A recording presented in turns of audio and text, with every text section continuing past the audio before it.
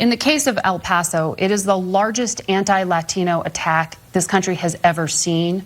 The killer said that he went to a border town to kill Mexicans.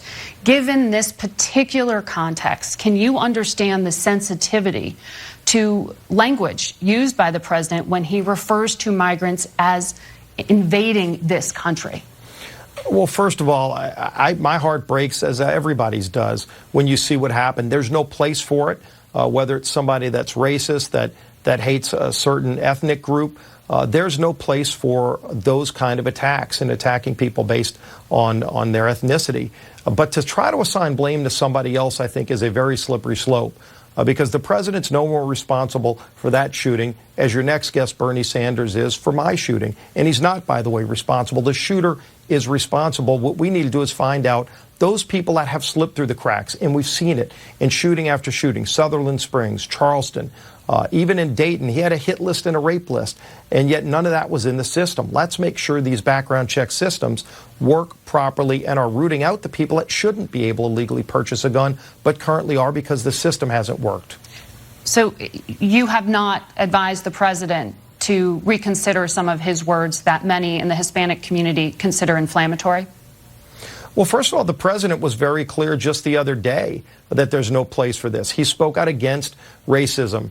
He spoke out against these kind of attacks. And so to try to assign blame, go look at some of these presidential candidates who made some of the most ridiculous statements. I mean, Joe Biden just said that he was vice president when the Parkland kids came and met with him. He wasn't vice president. So some of these things that are being said are beyond ridiculous.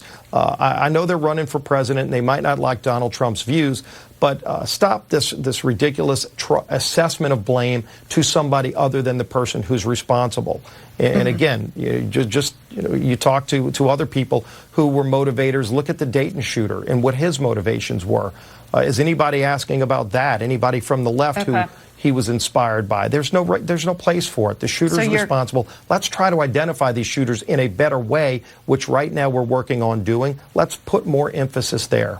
I want to give you a chance to respond to what Mayor Bloomberg said about the NRA. He said it should be a group allowed to represent the gun lobby, but not to represent the view that everybody has the right to go kill everybody. Do you think the NRA is out of touch with some of its members who do support background checks and that it's been weakened?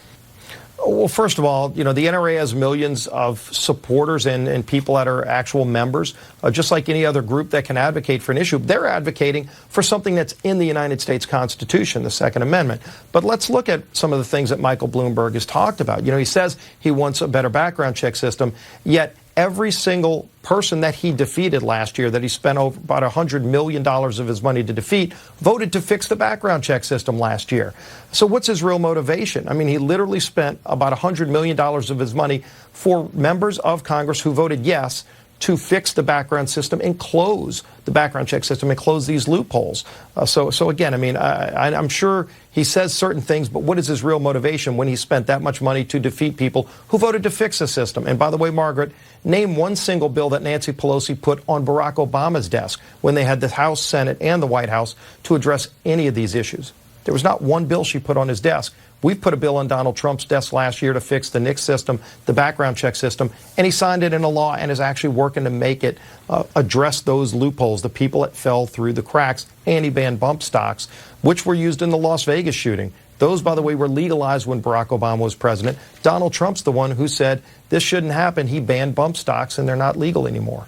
Congressman Scalise.